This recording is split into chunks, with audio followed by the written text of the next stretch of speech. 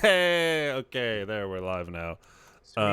Yeah, almost we were too busy having good old chats to even Catching remember up. we were doing Twitch streams today. How's it going, gang? Welcome back to another Vagabond Dog Industry Chats. This week's guest, Julian Spillane. How you doing, buddy?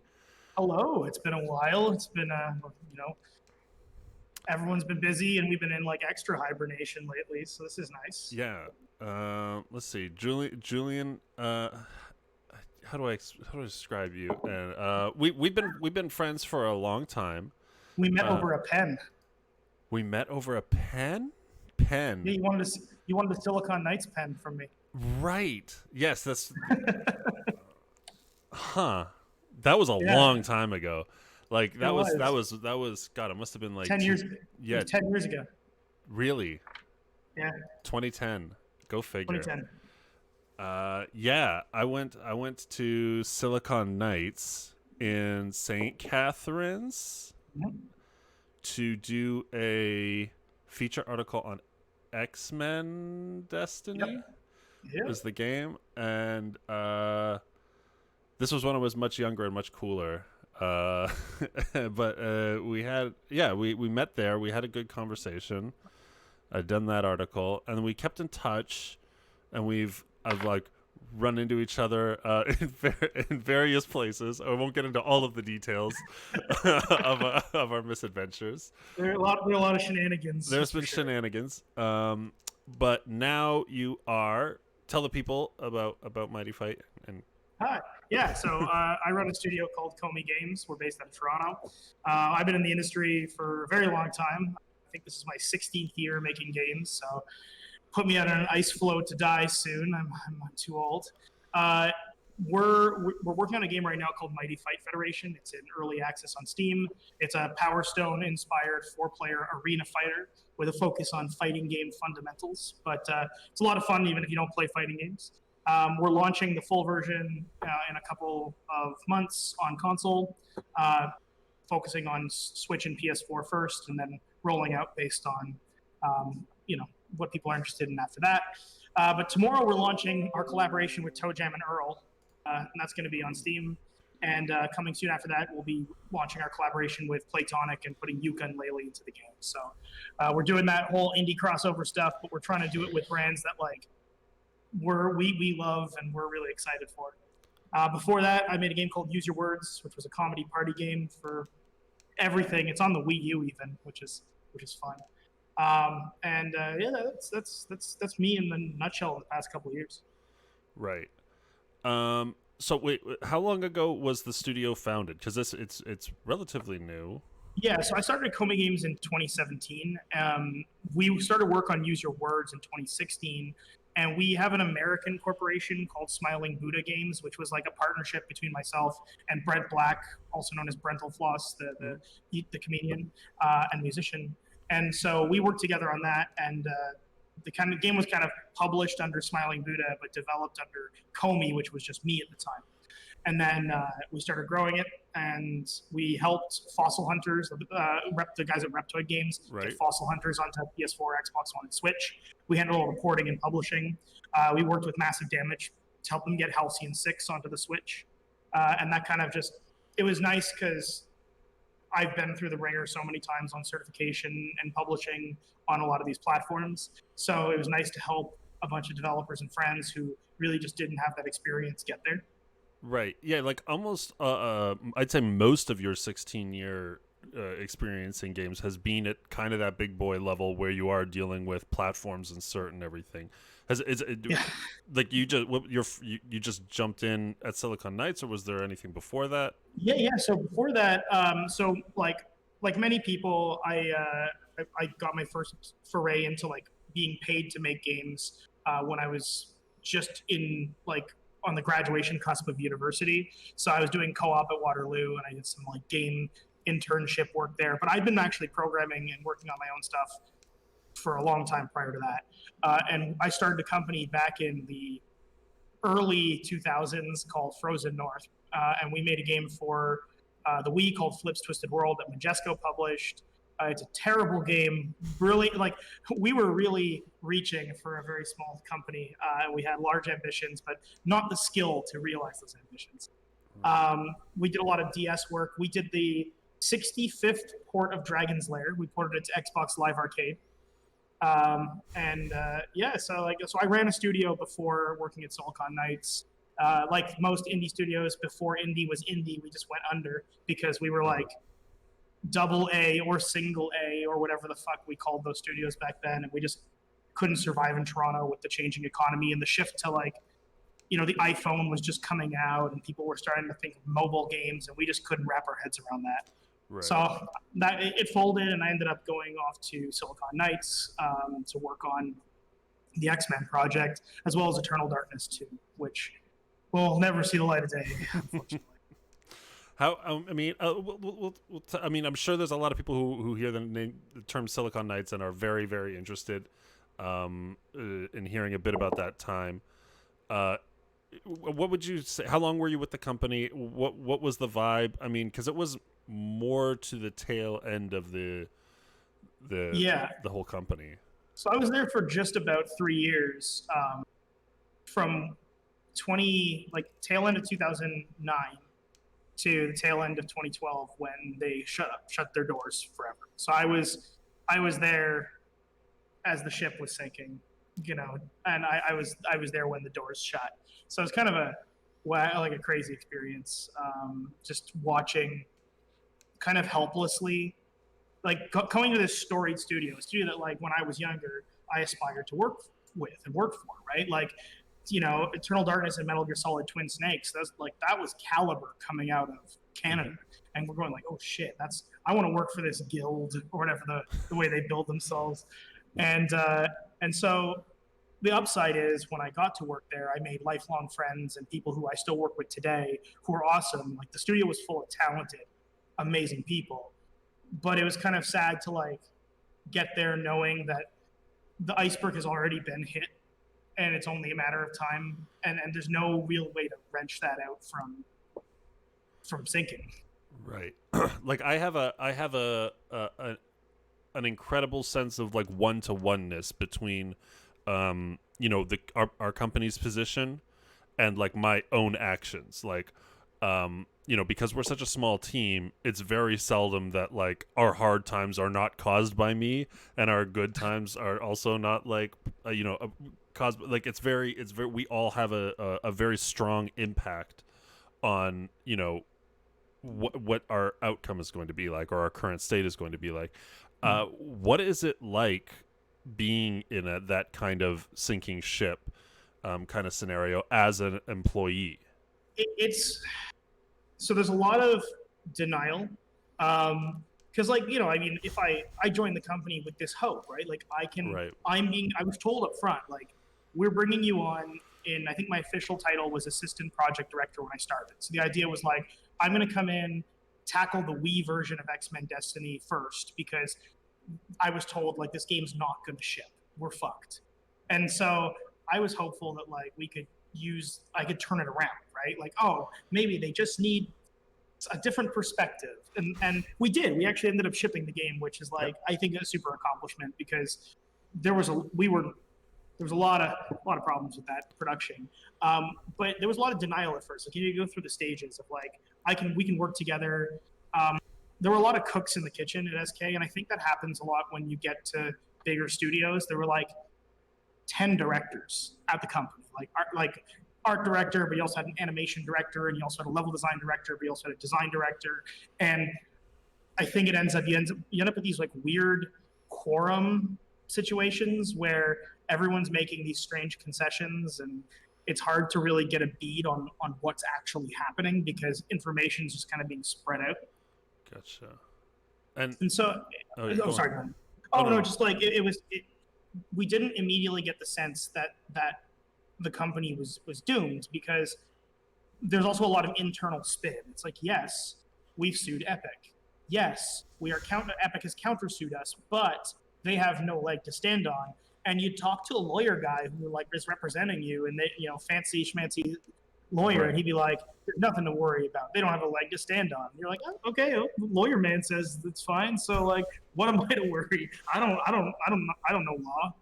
Um, so there was like hope to a certain amount, and then like there was I think there was a moment when everyone realized like, yeah, fuck, it doesn't really matter how hard we try or what we focus on here. Like, there's a looming albatross that has nothing to do with the games we're making at the moment, right?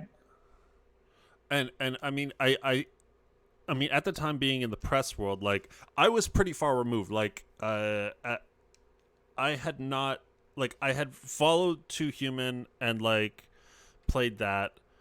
Um, but I mean, I felt like, you know, the media and the press in general had like a really sour taste in their mouth for the studio, and kind of unfairly, a little bit, you know, didn't want to give it another chance or anything like that. What is it like being under that kind of media scrutiny? Um, when It's yeah, it's funny because we're kind of living. I am. We're living in an era where everybody, or like the politicians, have the same level of disdain for the media that my employer did. Like at SK, there was a lot of like, well, fuck Kotaku and fuck games journalists. You know, they don't like, you know, before Gamergate, you had Dennis saying things like, I think, you know, games journalists just need to be a bit more ethical. And I'm right, like, dude, they're writing about entertainment. It's like, it's mostly schlock. Um, in general, like, we make schlock, people write about schlock. It's games, it's playthings. right, But there was a lot of animosity there, and I think Dennis made the mistake of going on to NeoGAF and getting into flame wars with gamers. And the way I describe it is this, because like, look, I people are complicated. Dennis is a complicated man, but he has done well by me, and like he did me a lot of favors when I was younger to help get me like advice, giving me wisdom and stuff like that. So like, you know, I never want to disparage what that was, but like Silicon Knights was this weird story where like Dennis started making games in the late 80s for the Amiga, and all of them did well. They were all critical and commercial successes. And then he did Legacy of Kain, which was like, he wrote it, designed it, created it, it blew up. yep, Then he did Eternal Darkness, and that blew up. And then Nintendo bought 30% of the company. Then they partnered with Konami, where his peers were like, he was having meetings with Shigeru Miyamoto and Hideo Kojima and himself talking about like design ideas. And then when it came to Two Human, people didn't like what he was showing off. And like, you know, for better or for worse, I think the game has aged better than it was received at the time. yeah, But that's neither here nor there. People started saying, well, like, you're wrong. And I think if you're in Dennis's shoes, you've been right your entire life, your entire career. Not only have you been right, but you're like, you've got Satoru Iwata on speed dial. Like, your peers are crazy legends. So who's crazy? Is it you or is it the audience? Because the audience just isn't getting it. Because I've been right my entire career. And obviously that's not a reflection of reality, but it's understandable why that behavior led to posting on NeoGAF in response to people, to punditry. But the big mistake was letting that seep in and get to him and seethe, and then that whole relationship just poisoned, right? Like the earth was salted between, you know, there were people who said nice things about Silicon Knights, and those people were in the good books, guys like, you know, IGN and whatnot. And then there were other people who said bad things about Silicon Knights, and they were the enemy. right. And that's the culture that kind of fermented there. And your feeling at the time, how did you feel about the media during your stay? I mean, I was always like mildly defensive because I had a lot of friends who were games journalists, right? Like Right. I spent a lot of time, you know, with journos and like people across, you know, all walks of life, the industry. But like, it was easy to get sucked into it. Like I will say, I was guilty. I was probably guilty of perpetuating some of the toxic like executive culture there, because it's so easy to get, you're in the inner group of directors and everyone's bitching about, well, Kotaku did us wrong. They don't know the real story. And sometimes they were right. Like, again, you know, sometimes that reporting wasn't accurate, but it was such a culture of secrecy that no one could correct the record. because no one was allowed to say anything to journalists because you can't trust journalists. So you ended up with these weird like feedback loops. Right. That's an unfortunate story, and I guess a nice little taste of the history of one of Canada's most prolific game studios of all time. Yeah. Now Komi Games, not quite as prolific yet. No, yet. But also not as controversial. So, you guys started with support work and porting. Yeah, while we were also doing Use Your Words. So like I incorporated Komi to basically be my corporate entity, because like I'd learned a few things from my previous foray into running a game studio, and I'm like, oh, you should probably like incorporate and not get screwed and do things legally and by the book. Right. So I did that, and Komi was basically just my corporate alias. But when I realized that I didn't want to work, because I was doing, so when I was working on Use Your Words, I was working part-time or full-time with a mobile startup. And, I was brought on to be the tech lead at this startup. And it was fun. It was good people. I was doing cool, like I was doing easy work, but like interesting enough for what it was. But I just missed console gaming so much. I missed making, like, the reason I got into games wasn't to make free-to-play mobile experiences. And so few people's are. I got bored, and when we launched Use Your Words, I just decided at that point to resign and go full-time indie again. Right. And that was 2017. And so you immediately started doing the porting support and Use Your Words at the same time. Well, so I did Use Your Words first, Gotcha. And then the porting support started basically as soon as we shipped, because I went, okay, I now know how to ship myself top to bottom, Xbox One, PS4, Switch, and Wii U. I know the certs really well. I've been through resubmissions. I've been through patches. I now know this generation's like quirks. So, and it just was kind of like I was testing my feet, going like, okay, well, we're testing the waters rather, going like, okay, well, if I were to if any indie wants to get their game on Nintendo Switch and Xbox and PS4, like, let me know, because I'd like to try my hand at it. And the awesome guys at Reptoid, they'd worked on Fossil Hunters. They just won the Ubisoft Indie Series. I think it was the first ever Indie Series. And they really wanted to see it on console, but like they were a small team. They'd never really shipped a game of that size before. Right. And they wanted someone who could like offload that work, but also give advice on how to scale that up. So that was a lot of fun, and they're like a super awesome, talented team, and I absolutely loved working with them on that. Jake says shout out to Reptoid because he worked with them too. Yeah. Yeah. So where do you think your I guess experience and comfort with the platforms. Yes. Where did that come from, and what made you good at it and willing and able to offer that kind of support? So twofold. I've just been shipping games on consoles since the Wii U and the DS. So like, you kind of get used to the anal retentiveness of the first parties, and like they all have very weird requests and weird quirks that you kind of learn to identify as you just do it enough. I remember the euphoria that I first got when I first played a game that I'd worked on a console, especially like a Nintendo platform.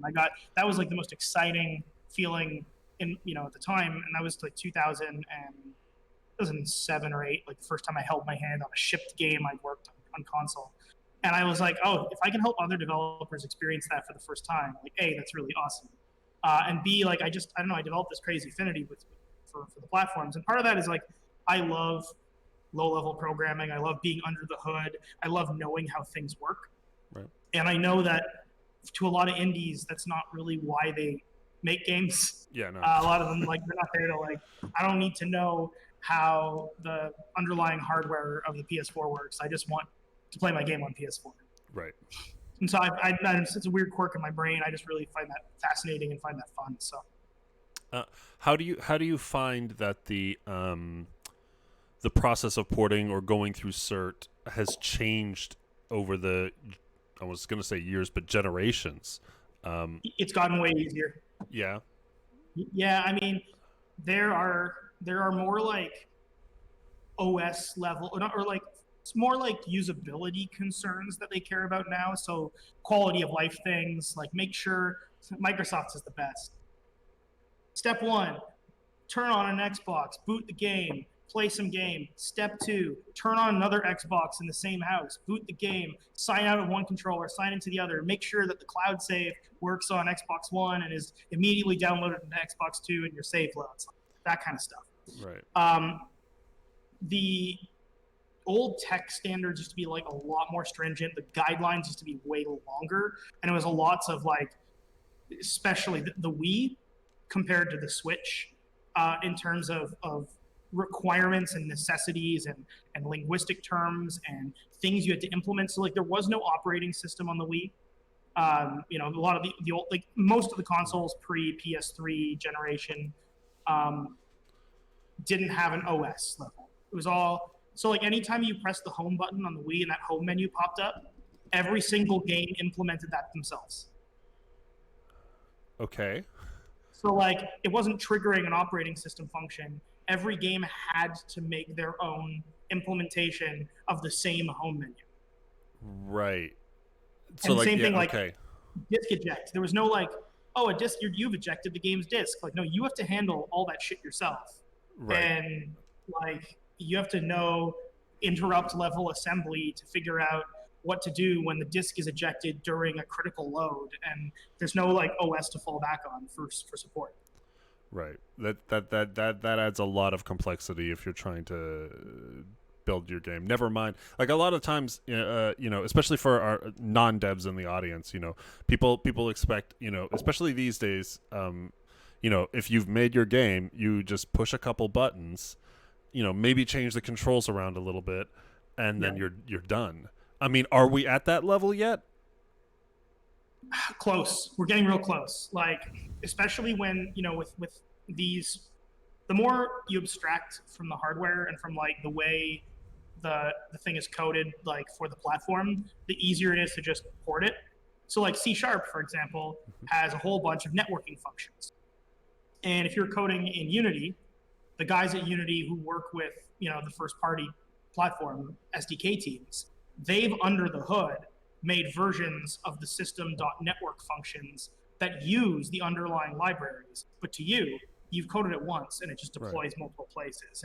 And what you're really focused on is making sure that your messaging is compliant. Because like Sony wants you to say, you've been disconnected from the PlayStation Network one way. Nintendo wants you to say you've been disconnected from Nintendo Online another, right? Like, but that's mostly terminology and feedback looping as opposed to actually re-implementing it across platforms. Right. And as we are stepping into a new generation of game consoles, how do you foresee it continuing to evolve? I think it's going to get like, I think the delineation, the line between console generations has already been blurring, and I think it's gotten further blurred. Like, really, at the end of the day, what's the difference between a PS4 and a PS4 Pro other than the sticker features? But like an Xbox One and an Xbox One S and an Xbox One X.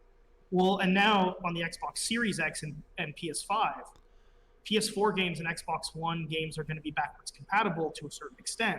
And a lot of games are just getting like automatically upgraded. So like if your game's available on the Xbox One store right now, so long as you've signed the right agreements with Microsoft, that game will just be playable on an Xbox Series X. But so at that point, like the lines are just getting blurrier and blurrier between what a generation of console is. And I think they're kind of all really approximating, they're all converging on PC. Right. Except for Nintendo, which is continuing to do what Nintendo does. But like, really, at the end of the day, yeah, there's cool features on all these new, next gen platforms. Like, Sony's getting on the HD Rumble train and like the crazy spatial 3D space audio stuff. But at the end of the day, take that away, it's just a really powerful PC. Right. So then I guess that it comes down to an interesting question is like, but before we would very much have game design and game development focused around the platform, right? Like you would very very much consider the limitations of the hardware that you're planning to release on, the features available, whether it had Xbox Live, or if it was a Wii, it had the motion controllers, or whatever. If we are moving more and more and more towards a PC style system, how do you think that changes how do you think game developers should adapt to this to not necessarily entirely future proof their games, but if our games are now expected to persist generation after generation, how does that change design and development? It's kind of unfortunate. I think it takes, like, my take on it is that you can't focus on those features that make your game unique to the platform anymore. Right. Like, if you're a bigger developer, you might have the resources to dedicate to making ticking all those unique boxes. But I think we're going to see fewer and fewer of those boxes on these consoles, right? Like, 2 generations from now, I'd be hard pressed to even imagine what difference you could delineate between an Xbox and a PlayStation. I mean, Nintendo will probably be doing holographic dance controllers or something fucked up like that. But I think limitations breed creativity, and I think it's actually unfortunate that everything is kind of getting so homogeneous, because there was a charm. There was a charm in oh, well, Genesis games tend to look and sound like this because that is the constraint of the hardware the developer's been given, which is why they are texturally different from a Super Nintendo game, which at the end of the day, it's the same. You can analogize the same thing between a Sega Genesis and the Super Nintendo as you can between the PlayStation 5 and an Xbox One Series X, but that textural difference is going to be missing. Right. And I just think there's something, I don't know, something that games to survive, because we're all about, especially indies, we need discoverability. We need people to be able to play and buy our game. More and more games are going cross-play. So, if you're on multiple platforms, you want people to be able to play together, which means you can't really have a feature disparity. Right. That could affect your online code, because now one platform might have some kind of substantive advantage over another. I think games are just going to end up being more like one platform, one SKU, multiple releases, right? Right. The dulling of the edges. But this is what we think is the smart move for a developer. Then, if you're starting your first title today, you want to make it as homogeneous as possible. In a way, but here's the thing about any form of advice that anyone gives: all advice is contextual to your own experiences, right? Okay. So a perfect counter example to everything I've just said about look at Undertale, look at Toby Fox. Obviously that is a lightning in a bottle craziness, but he didn't launch on consoles. That game I don't think came out to PS4 until 4 years after it had been on PC. Right. There's no real conventions. They just kind of went for that. Team just did what they wanted to do. But if you're hedging your bets and you're a small time team trying to make your first game, I would say, design it to be as platform agnostic as possible, so that if you end up either porting it yourself, getting someone to port it for you, or finding a publisher who's going to do it, they can port it with a lot less friction. Right. I mean, it is a bit, at some point the consoles have to. I was looking. I watched the Xbox. What do you call it? Games showcase. Is that what it was called? Today, and it is very interesting seeing a lot of these games. Then also realizing that a lot of these games that I find interesting are available or going to be available on PC, and it's okay, well, but isn't the point of this thing to get me excited for the box? I mean, what is so we had a little bit of a discussion in our Discord today about what is the purpose of the box? What function does it still serve? And I mean, there's still a ton of people who aren't. The consensus we came to is there's still a ton of people who aren't into building PCs, or don't like the PC experience for whatever reason, and that's cool, I get. But it really does beg the question, what is the the fiery draw of the box itself. And if it's not going to be these, because as developers tend to smooth off the corners of the unique corners of the games in order to fit the multiple platforms, right? At the same time, the console manufacturers are going to start offering less unique features because nobody's going to be adopting them. So where does it end?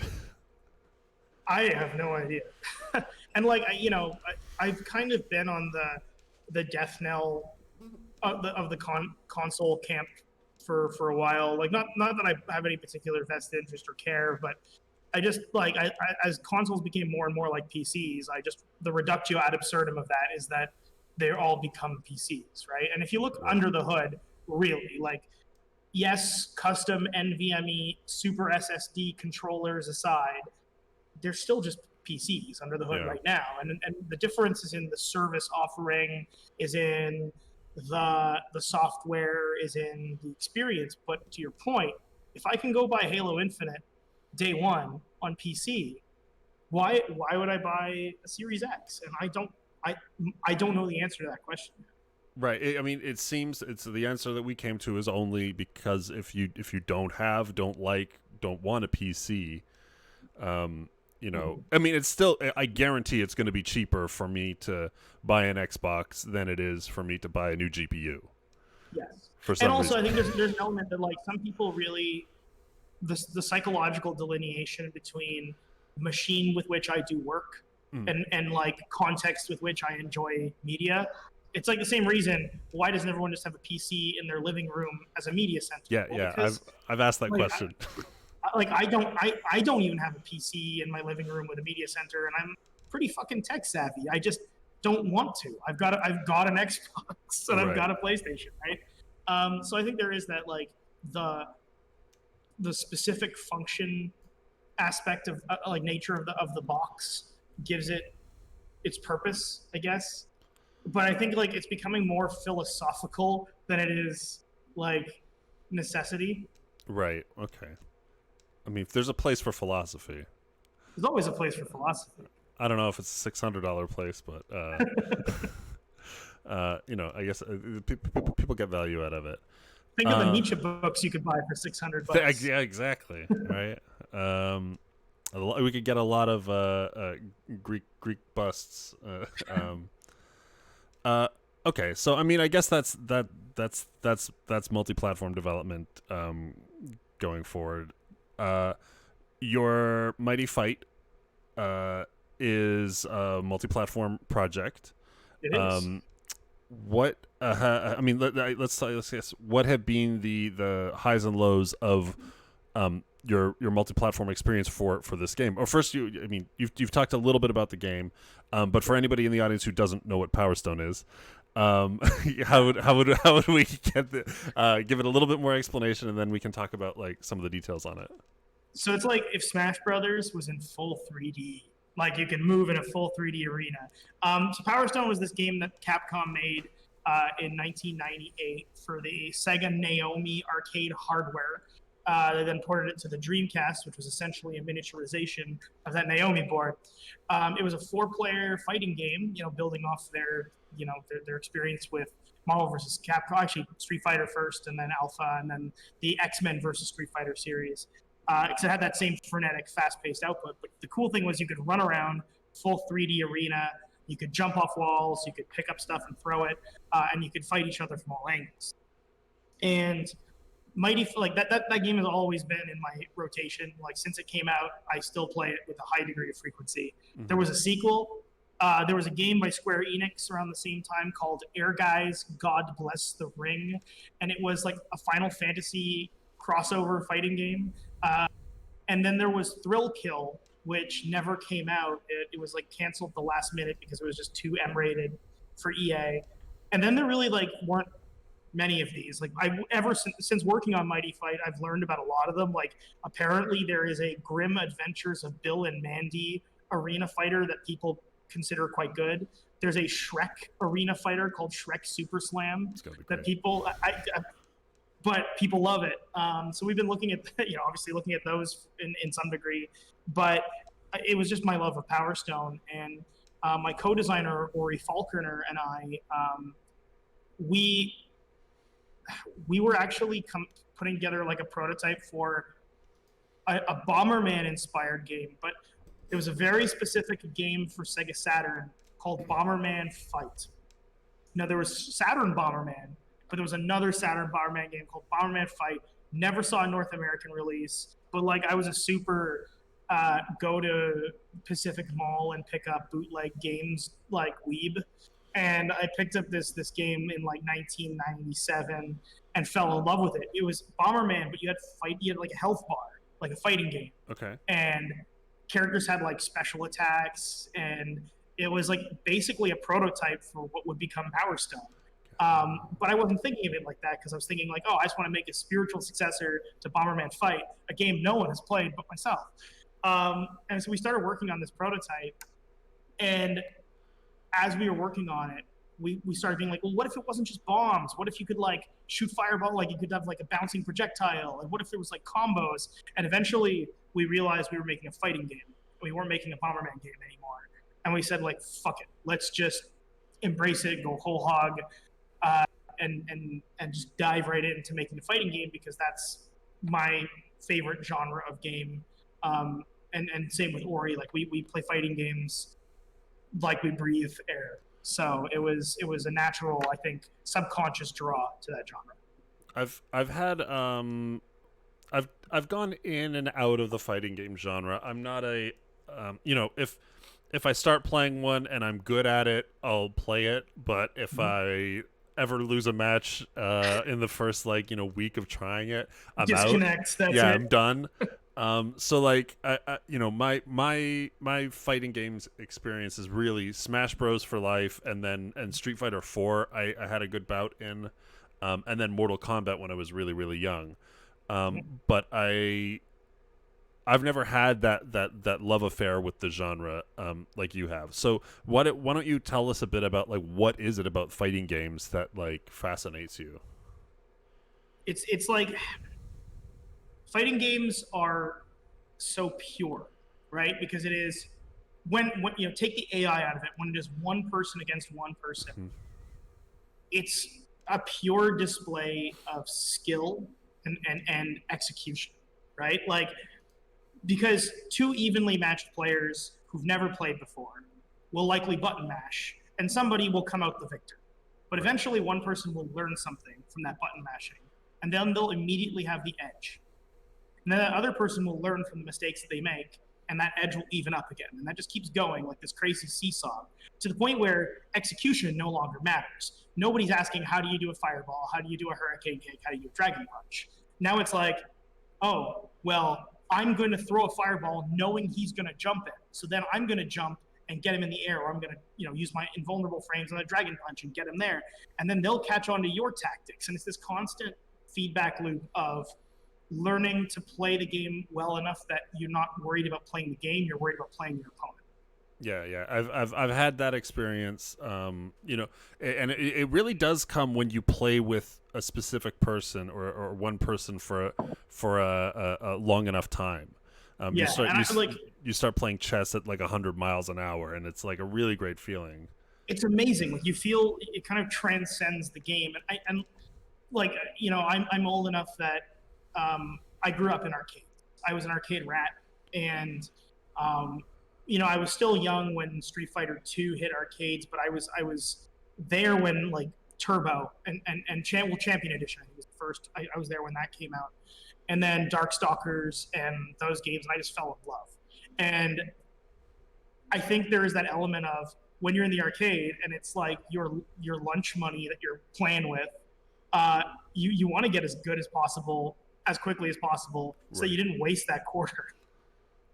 And I think something about that just kind of inspired my love of fighting games, and that just transcended even well beyond those halcyon days. Right. It's got all the exciting risk of gambling, but none of the reward.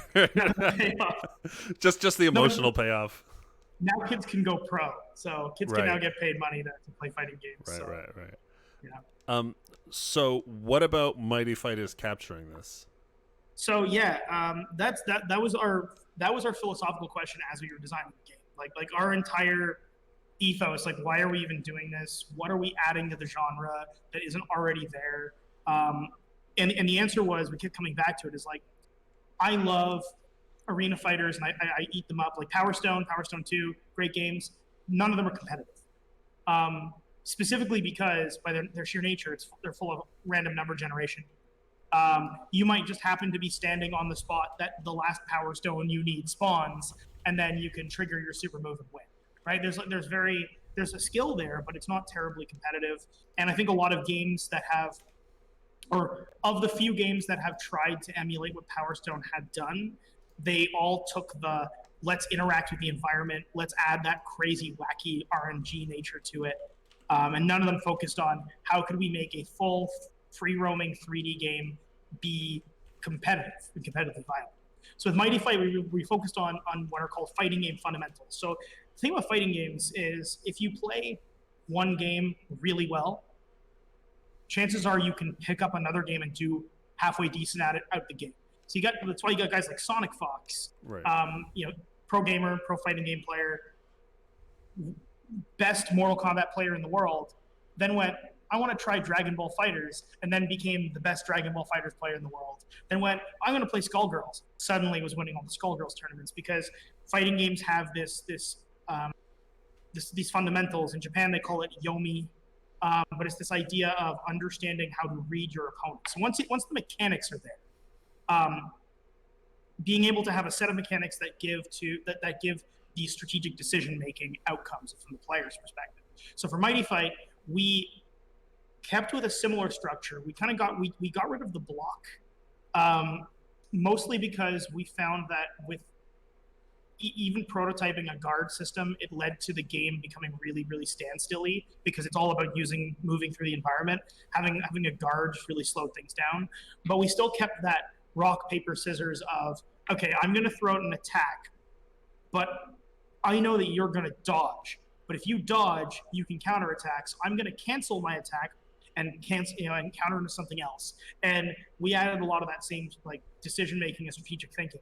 You knock an opponent down, they might wake up and trigger their super, right? They might roll. They might, so all these same ideas of the flow charts that run through your head when you're figuring out an opponent in the 2D fighter, we wanted to bring that into Mighty Fight. So we brought a lot of mechanics that existed in games like Killer Instinct and Guilty Gear.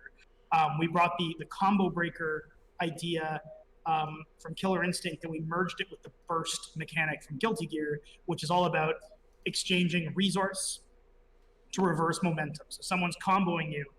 I've got meter that I could use for something productive on the offense. But you know what? I need to reverse this momentum because I'm close to death. Boom, I will breaker your combo and start my own.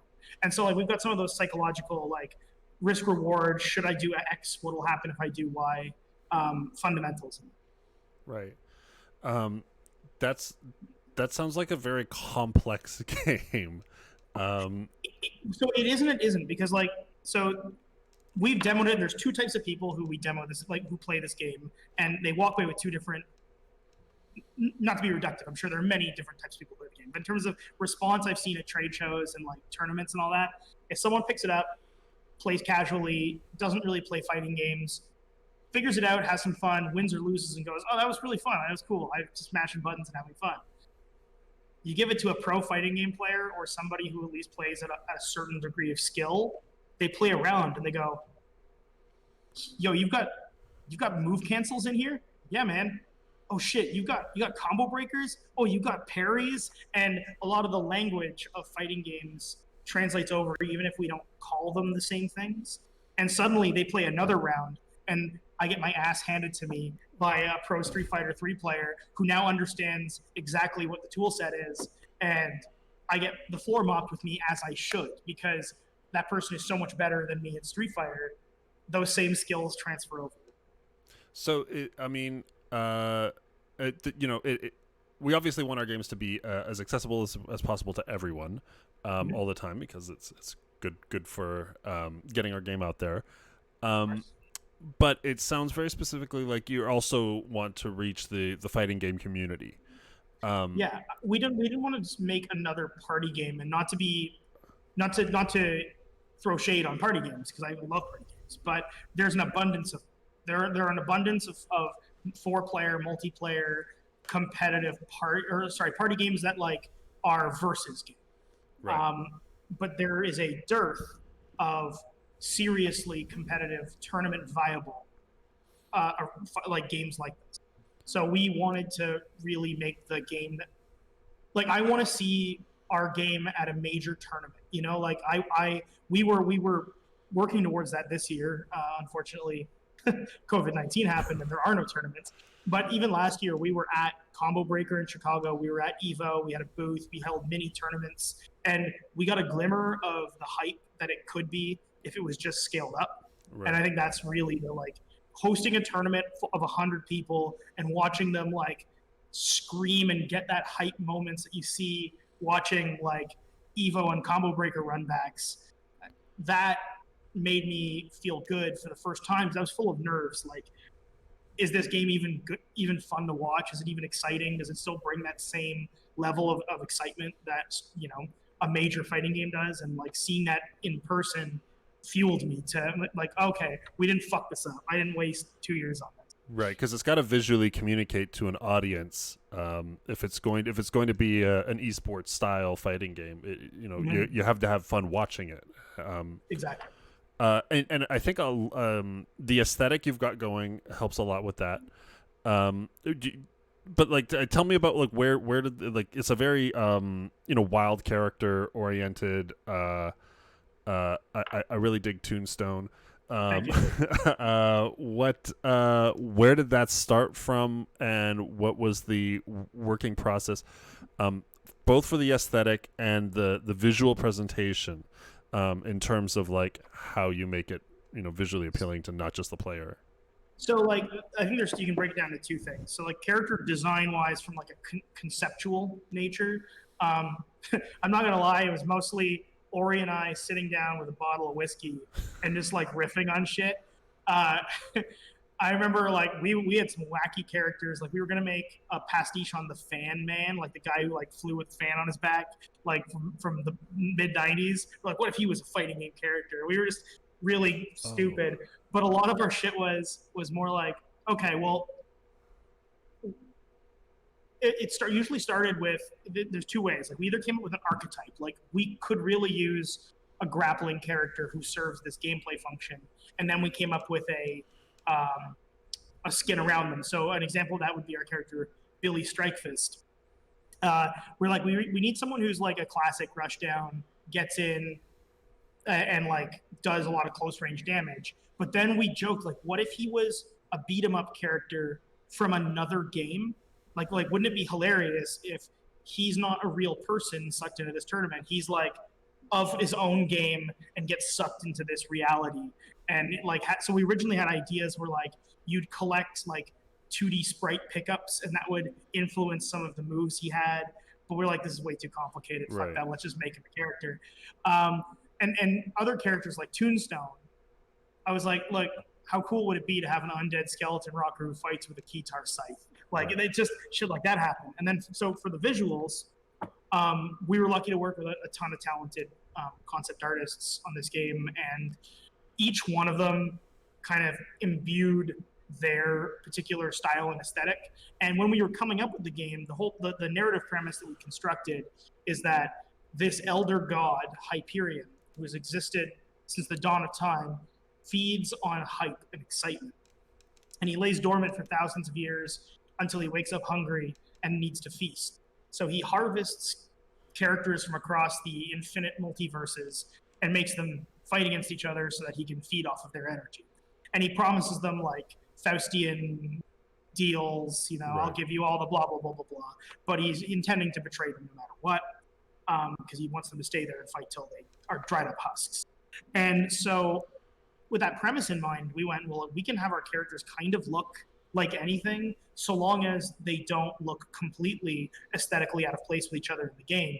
We can do crazy shit. So Originelle, our character, our anime girl, she's an original character. She's an OC. That's why she's called Originelle. And she's got Gotcha. a demon wing and an angel wing, a light side and a good side.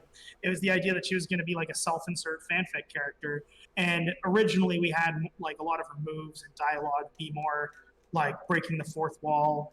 And we were a bit too up our own asses about that. But like a lot of these characters, like we've got an anime girl fighting a beat 'em up character, fighting a hellhound gym bro, and that was just like we just thought it was fun. We don't want to take ourselves too seriously. We're not trying to make the next big narrative epic in fighting games. We just kind of want to make something fun and lighthearted, while still caring about our own continuity, but like with our tongue firmly through the cheek. Gotcha.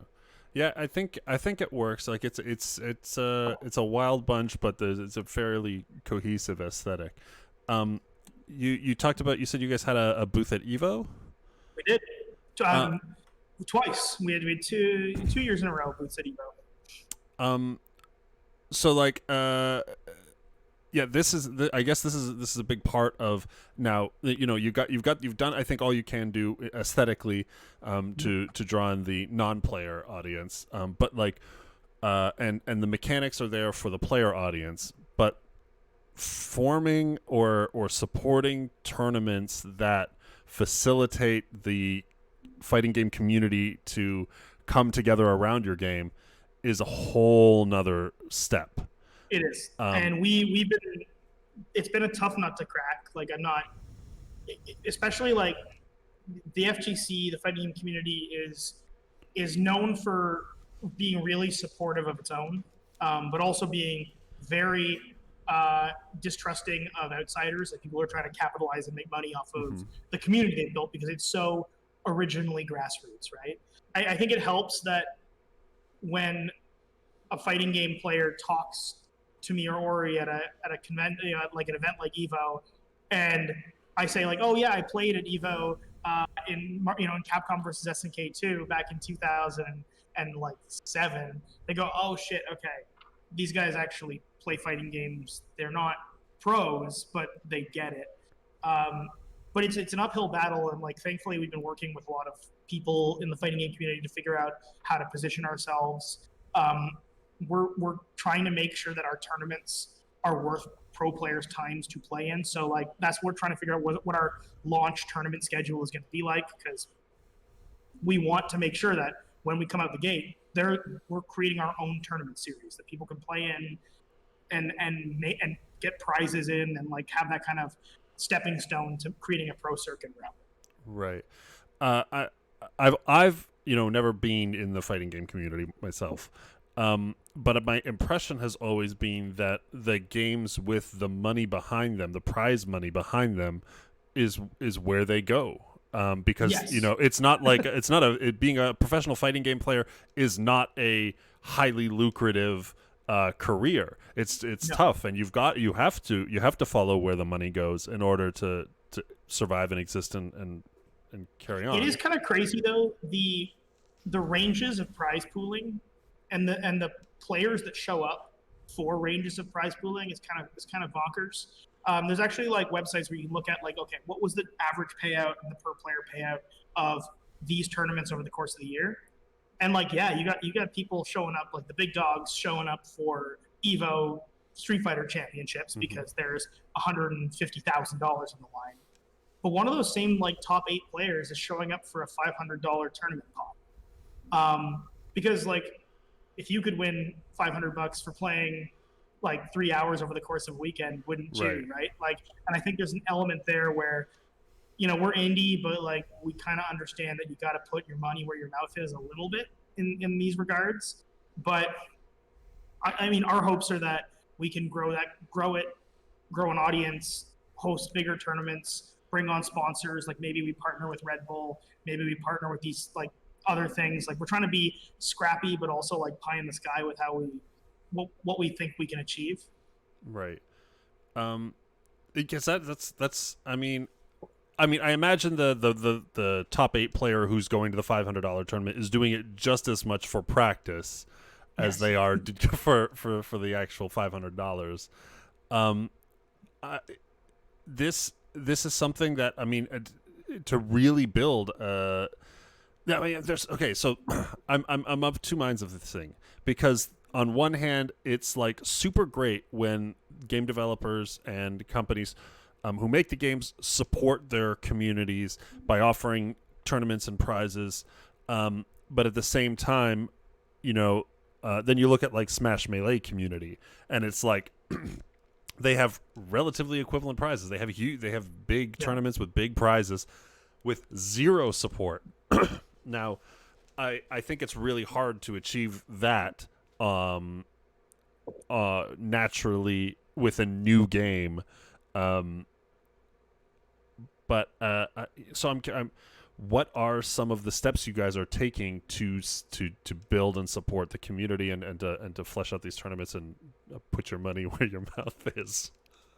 So yes, we've been a lot of it's been like asking questions and just listening. So we've been reaching out to pro players that we know, to people who are like tournament organizers and people who used to be parts of things like esports teams, guys like UIU and all that.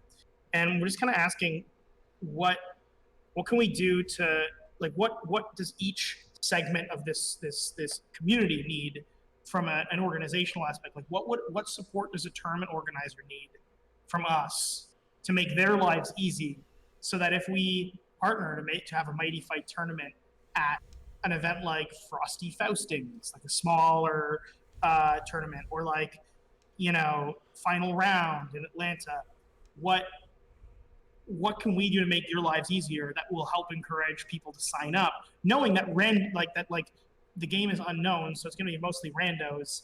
And the answer is generally like make sure that we have to do as little work as possible to make this happen. B, like you're gonna have to sweeten the pot with your own money. C, because like your entrants are going to be low, and that's usually like you look at these melee pots, it's entrance money, and then sometimes somebody like a sponsor, Red Bull, will throw in $5,000 onto the sweeten the pot. So like these kinds of things, we understand that to get the ball rolling, we're probably going to have to invest as part of our marketing spend into tournaments, and I think that's a better way to spend money to me than buying ads. If I'm going to spend anything on marketing, it's kind of at least tangible that like, okay, well that's a tournament win. And we're talking to some companies, so we actually are currently having some sponsorship conversations right now with some bigger players about maybe sponsoring our tournament series. And that could be good too, because we can come out the gate with some hardware to give away as prizes, that kind of stuff. But it's like we're scrappy and we're just trying to see what we can make stick. And now this is all pending the conclusion of the COVID saga. If it carries on, I mean, in the States is the biggest market, right, in terms of the fighting game community. If it really does carry on, have you guys like talked about online versions or how that goes? Okay. Yeah, online tournaments are actually going to be the first major tournament we run is going to be an online tournament. So we put a lot of time and a lot of effort into making sure that our net code is robust enough to suit a competitive tournament. And obviously, we're going to push it to its limits once we start talking about international players and that kind of jazz and scale. But so far, like we think it's at a point where I don't know, like I think online tournament will work.